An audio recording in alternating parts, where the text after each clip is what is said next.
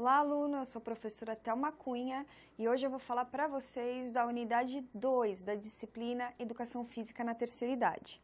A gente vai começar conversando sobre o movimento.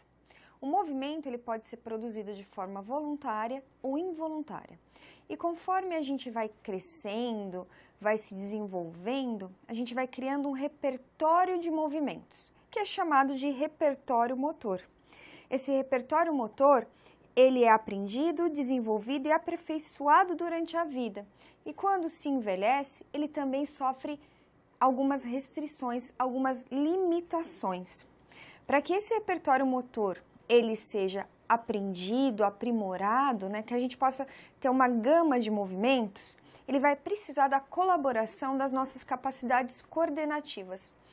Se você se lembrar, ou buscar lembrar da unidade 1, dessa disciplina, a gente conversou sobre as capacidades motoras condicionantes, que estão mais relacionadas aos sistemas energéticos, como a força, a velocidade, a resistência, a flexibilidade, e as capacidades coordenativas, que vão ajudar com que a gente tenha controle motor, mais definição do movimento a partir do nosso tempo de reação, da nossa atenção, que vai estar muito mais relacionado com as capacidades cognitivas do indivíduo.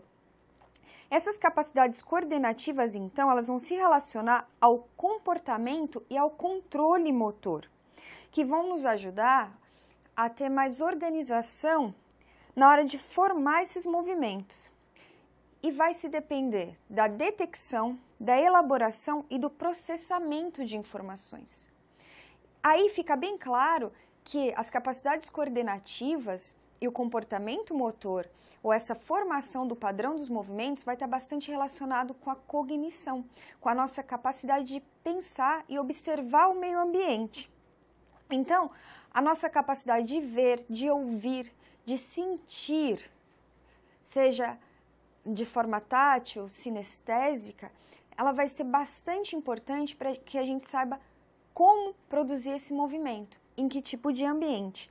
Então, a informação sobre o ambiente, a posição ou localização do corpo ou segmento corporal vai ser fundamental e vai estar relacionada diretamente com o nosso sistema sensorial.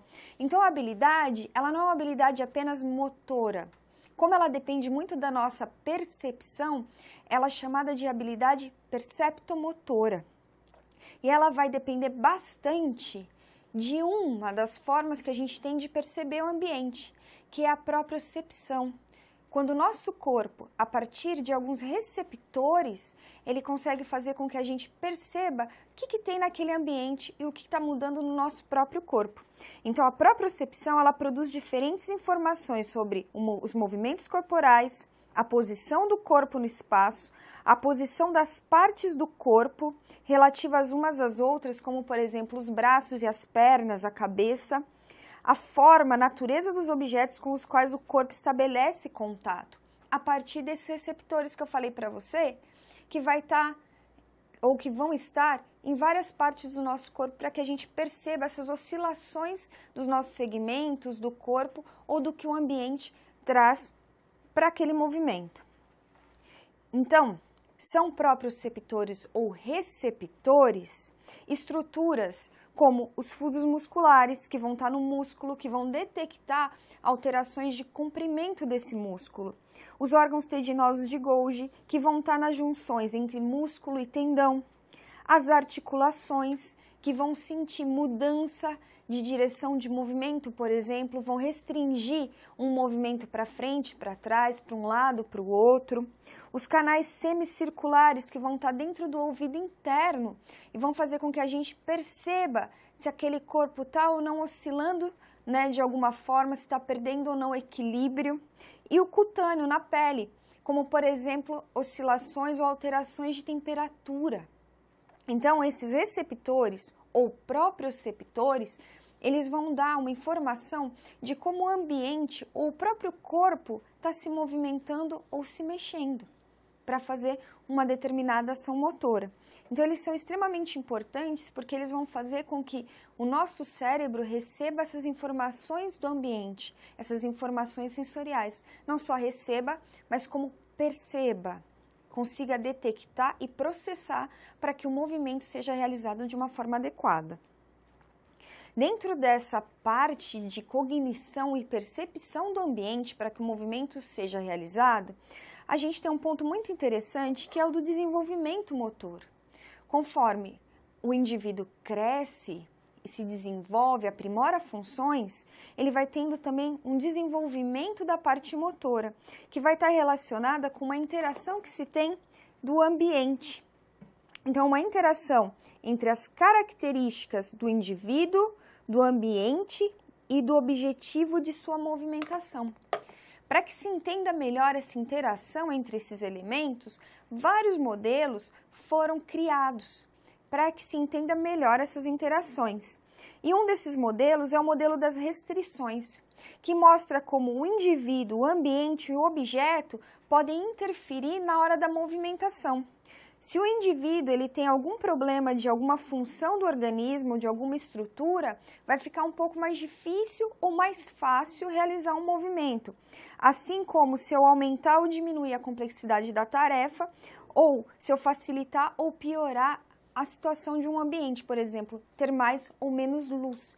Então, o nosso movimento ele vai ser realizado dependendo das características ou das possibilidades que se tem naquele momento, considerando o indivíduo, o objeto ou objetivo e o ambiente.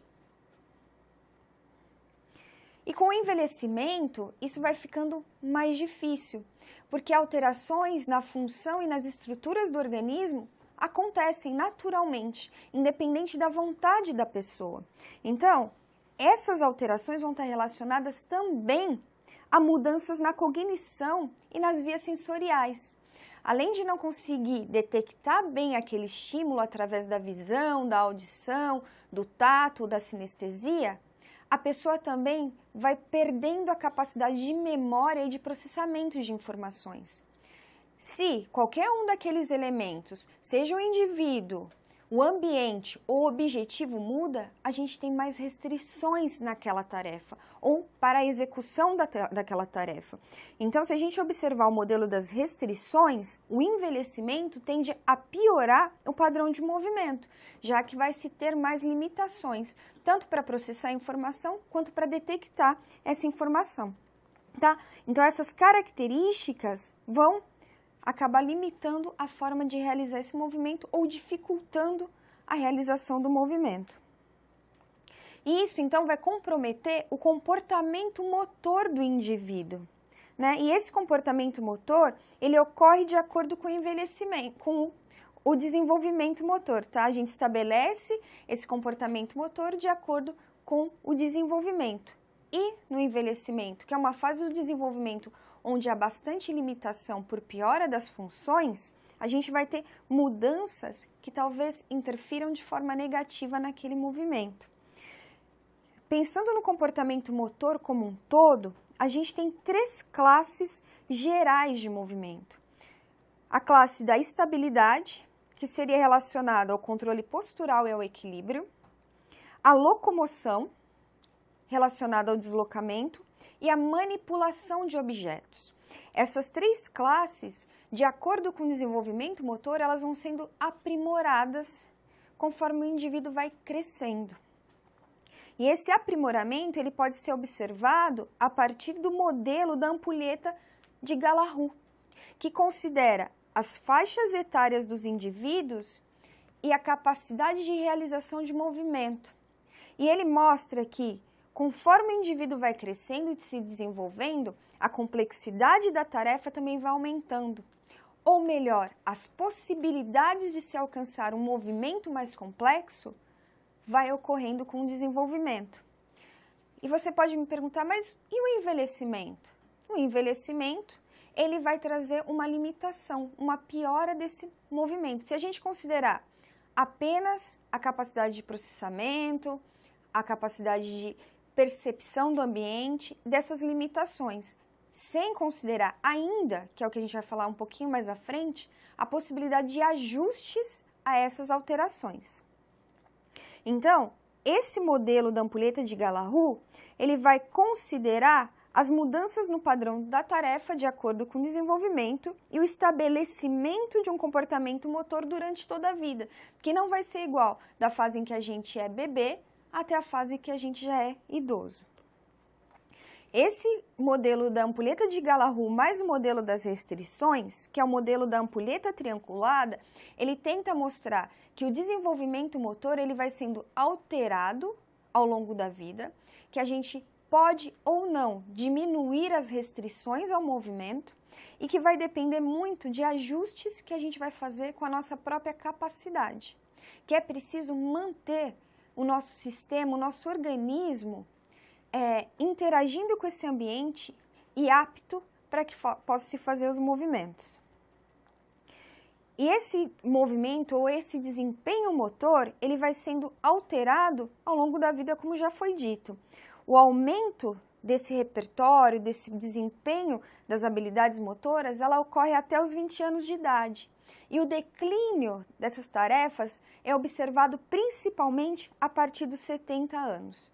Antes a gente já observa, principalmente se a pessoa for uma pessoa inativa, que não tem muita movimentação, que não faz exercícios. Se ela for uma pessoa bastante ativa, que tem uma qualidade de vida, ela vai começar a perder mais tarde. Então o idoso, ele vai precisar se adaptar a essas limitações, a esse corpo em envelhecimento. Porque, mesmo que ele se mantenha ativo e faça ajustes, vão ocorrer declínios de funções e modificações nos padrões de movimento. Contudo, alguns pesquisadores já têm apontado que esse declínio no padrão de movimento ele pode ser minimizado por ajustes feitos pelos indivíduos, de acordo com as necessidades daquele movimento ou padrão da tarefa. O Teixeira, em 2006, por exemplo, ele aponta que os idosos seriam capazes de ajustar o movimento de acordo com o grau de dificuldade exigido pela tarefa, usando sua experiência motora. Então, se ele tem mais experiência ou se mantém mais tempo fazendo o movimento, mais fácil fica de fazer os ajustes. Porém, os declínios existem e acontecem, mas eles podem ser minimizados se a pessoa se mantiver ativa e experiente naquele movimento. Vamos para a interatividade? O desenvolvimento motor é um processo contínuo que envolve e interage com aprimoramento e limitações de funções. Nesse sentido, seria possível que alterações no sistema sensorial refletissem em mudanças no padrão dos movimentos? Alternativa A. Sim, pois prejudicam a manutenção do padrão de movimento. Alternativa B. Não, pois o sistema sensorial pode ser substituído por outros estímulos. Alternativa C. Nem sempre, pois o desempenho motor parece relacionar-se seletivamente ao uso de tarefas ou movimentos. Assim, os indivíduos que permanecessem realizando uma tarefa apresentariam reduções menores no desempenho motor. Alternativa D. Sim, pois a lentificação dos movimentos piora progressivamente o organismo e, assim, o sistema sensorial. Alternativa E. Não, pois o envelhecimento do sistema sensorial pode ser prevenido com atividade física e alimentação. Já voltamos com a resposta da interatividade.